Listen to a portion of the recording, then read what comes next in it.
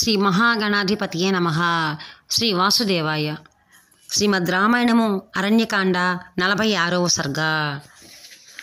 రామలక్ష్మణులు లేని సమయము చూసుకొని రావణుడు యతివేషములో సీతాదేవి కడకు వచ్చుట, ఆమె రూపలావణ్యములను వర్ణించచో ఆ మహారణ్యమున నివసించుటకు గల కారణములను ఆమెను అడుగుట, జానకి ఆ కపట యతికి అతిథి మర్యాదను నర్చుట.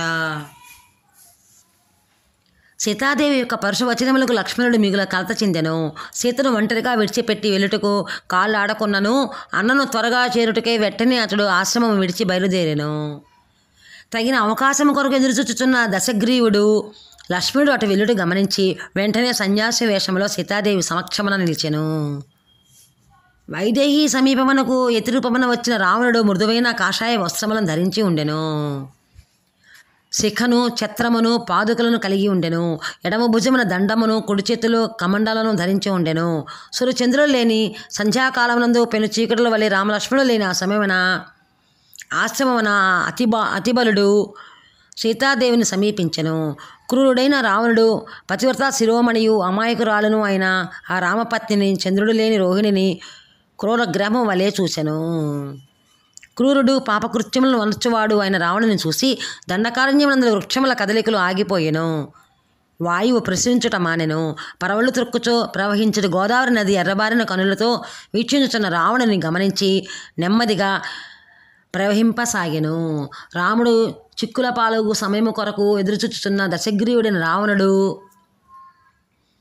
అదును చూసుకొని భిక్షకుని రూపములో వైదేహి కడకు వచ్చెను. పతిధ్యాసలోనే మునిగి ఉన్న సీతాదేవి కడకు దుర్జనుడైన రావణుడు సాధు పురుషుని రూపంలో శనిగ్రహము చిత్త నక్షత్రమును వలె సమీపించెను. గడ్డి పరకలచే కప్పబడిన కోపము వలె సత్పురుషుని రూపములో ఆవృతుడైన రావణుడు ఉత్తమరాలను రాముని ధర్మపత్ని అయిన వైదేహిని చూసి అచ్చట నిలిచెను. సీతాదేవి అందమైన పలువరస, చక్కని పెదవులు గలది, నిండు చెదును వలె ఆహ్లాదకరమైన ముఖము గలది, తామర రేకుల వంటి కన్నులు గలది, పట్టు పీతాంబరములను ధరించి ఉన్నది. రాముని యొక్క ఆర్తస్వరమును విన్నది మొదలు దిగులుతో కన్నీరు పెట్టుచున్నది. అట్టి వైదేహి పర్ణశాల యందు కూర్చుని ఉండగా ఆ రాక్షసుడు దురాలోచన పరుడై ఆమెకు మరికొంత దగ్గర అగునట్లు అడుగిడెను. యతివేషమునకు తగినట్లుగా వేదమంత్రములను పఠించుచో అచ్చటికి వచ్చిన రావణుడు ఆ నిర్జన ప్రదేశమున ఆమెను చూసి కామపరోసుడై ఆమెతో సవినేముగా ఇట్లనెను. తన శోభలచే పద్మములను ధరింపని లక్ష్మీదేవి వలె ఒప్పుచో లోకోత్తర సౌందర్యవతి అయిన సీతాదేవితో ఆమెను ప్రశంసించుచో రావణుడు ఇట్లనెను. పట్టు పీతాంబరం ధరించి బంగారు బొమ్మ వల్లే వెలసిల్లుచున్న ఓ వనిత, నీవెవరు? నీ ముఖము, నేత్రములు, కరములు, పాదములు కమల శోభలను వేలార్చుచుండుటచే నీవు పద్మలత వలె విరాజులుచున్నావు. ఓ ఇందువదన, ఒప్పుల కుప్ప, నీవు పార్వతివా, కీర్తివా, శుభస్వరూపురాలువైన లక్ష్మివా, అప్సరసవా, ఐశ్వర్య రూపిణివా, స్వతంత్రాలువైన రతీదేవివా? ఎవరువు నీవు? ఓ శుభాంగి, నీ దంతములు హెచ్చుతగ్గులు లేక మొనదేలి తెల్లని కాంతులను విరజిమ్ముచో నునుపుగానున్నవి.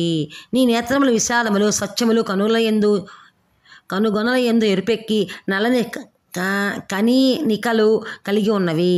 జగనము విశాలమైనది, ఉరుములు ఏనుగు తొండముల వలె బలిష్టములైనవి. నీ పయోధరములు ఉన్నతములై గుండ్రముగానున్నవి, అవి దగ్గరగా చేరి కొంచెముగా కదులుచున్నవి. పరిపుష్టములై ఎత్తుగానున్నవి, తాళఫలముల వలె నునుపుదేలి ఆకర్షణీయముగానున్నవి. మేలైన మణుల హారములతో శోభిల్లుచున్నవి. ఓ విలాసిని, నీ చిరునవ్వు కమనీయము, నీ పలువరుసలు అద్భుతములు, నీ కనుల అందచందములు అపూర్వములు. ఓ కాంత, వేగముగా ప్రవహించిన నదీ జలములు దరులను వరయనట్లు నీవు నా మనస్సును హరించుచున్నావు. అందమైన కురులు గల ఓ తరుణి, నీ నడుము పిడికట పట్టదగినంతగా సన్నగానున్నది. దివ్య భామినులు గాని, గంధర్వకాంతులు గాని, యక్షకన్యలు గాని, కిన్నెర యువతులు గాని నీ అందచందముల యందు దిగుదుడిపే. ఇటు సౌందర్య రాశి అయిన నారీరత్నమును నేను ఇంతవరకును ఈ భూమండలమును చూచి ఎరుగను. లోకోత్తరమైన నీ లావణ్యము, సౌకుమార్యము, యవ్వనము, ఈ వనమున ఏకాంత వాసము, ఇవి అన్నీను నన్ను పిచ్చివానినిగా చేయుచున్నవి. ఓ తరుణి, భయంకరులు కామరూపులైన రాక్షసులు నివసించిన ప్రదేశం ఇది. కనుక ఇట్టి ఘోరారణ్యమున నీవు నివసింపదగదు. నీవు భవనమునకు మరలుము, నీకు శుభమగుగాక. చక్కని ప్రాసాదములు, సువాసనలు వెదజల్లేటి పుష్పములతో సుసంపన్నములైన అందమైన ఉద్యానవనములు నీవు నివసింపదగినవి. అందమైన చూపులు గల ఓ శుభాంగి, మేలైన హారములు, షడ్సోపేతములైన భోజనము, అమూల్యమైన వస్త్రములు నీవు అనుభవింపదగినవి. శ్రేష్ఠుడైన వరుడే నిన్ను భారీగా పొందుటకు అర్హుడు. ఓ వరానన సర్వాంగ సుందరి, ఎవరు నువ్వు? రుద్రులకును, మరుత్తులకును, వసువులకును, ఆదిత్యులకును సంబంధించిన దేవతామూర్తివని నాకు తోచుచున్నది. ఇది భయంకరులైన రాక్షసులకు నివాసము. అందువలన గంధర్వులు, దేవతలు, కిన్నెరులు మొదలగు వారు ఎవ్వరునూ ఇచ్చట సంచరింపరు. మరి ఇచ్చటికి నీవెట్లు వచ్చితివి? ఈ అరణ్యమున వానరములను, సింహములు, చిరుతపులులు మొదలు క్రూర జంతువులను, అట్లే ఎలుకబంట్లను, మృగములను భక్షించిన పెద్ద పులులను, రాబందులను సంచరించుచుండెను. వాటికి నీవు భయపడలేదా? ఓ వరానన బలిష్టములే భయమును గొలిపిడి మదపటి ఏనుగులు ఈ మహారణ్యమున తిరుగుచుండెను. ఒంటరిగానున్న నీకు వాటి వల్ల భయం కలుగుటలేదా? ఓ కళ్యాణి, నీ పేరేమి? నీవు ఎవరి దానవు? ఏ ప్రదేశం నుండి వచ్చితివి? రాక్షసులు నివసించడి ఘోరమైన ఈ దండకారణ్యమున నీవు ఒంటరిగా సంచరించుటకు కారణమేమి?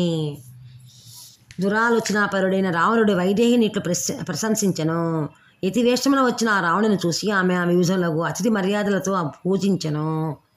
సీతాదేవి ముందుగా ఆయనను ఆశ్రమంపై కూర్చుండజేసి అర్ఘ్యపాద్యాదులతో సత్కరించెను. అనంతరము సాధవేషమున ఉన్న అతనికి పక్వాన్నములు సిద్ధముగా ఉన్నట్లు తెలిపెను. కమండలువును కాషాయ వస్త్రములను ధరించి యతివేషముతో వచ్చిన అతనిని మైథిలి తేరపార చూసెను. అతడు లోలోన సీతాదేవిని అపహరించవలన దుర్బుద్ధి కలిగి ఉండెను. కానీ అతిథిగా వచ్చిన అతడు సాధువేషములో ఉన్నందున ఆమె అతనిని అనుమానించుటకు వీలు లేకుండెను. కనుక అతనిని ఆతిథ్యమునకు ఆహ్వానించెను. ఓ బ్రాహ్మణుడా, ఈ ఆసనమును అలంకరింపము, ఈ అర్ఘ్యపాద్యాదములను స్వీకరింపము. వన్యములైన కందమూల ఆదులు నీ కొరకే సిద్ధముగానున్నవి. సావధానముగా భుజింపము. నిండు మనస్సుతో మృదువుగా ఆతిథ్యమునకు ఆహ్వానించుచున్న ఆ రామపత్నిని రావణుడు చూసెను. బలవంతముగా ఆమెను అపహరించి తన మృత్యువును కొని తెచ్చుకొనుటకు అతడు మనస్సులో నిశ్చయించుకొనెను. అప్పుడు సీతాదేవి వేటకై వెళ్ళిన స్ఫురద్రూపయగు తన పతి లక్ష్మణునితో కూడి ఎప్పుడు వచ్చునా అని ఎదురుచుచుచుండెను. అట్లు వారు వెళ్ళిన దిక్కునకే చుచుచున్న ఆమెకు మహారణ్యమే కనపడెను గాని రామలక్ష్మణుల అలికిడియే తెలియకుండెను. వాల్మీకి మహర్షి విరచితమే ఆది కావ్యమైన శ్రీమద్ రామాయణ మందల అరణ్యకాండనందు 46వ సర్గ సంపూర్ణము. జై శ్రీరామ్.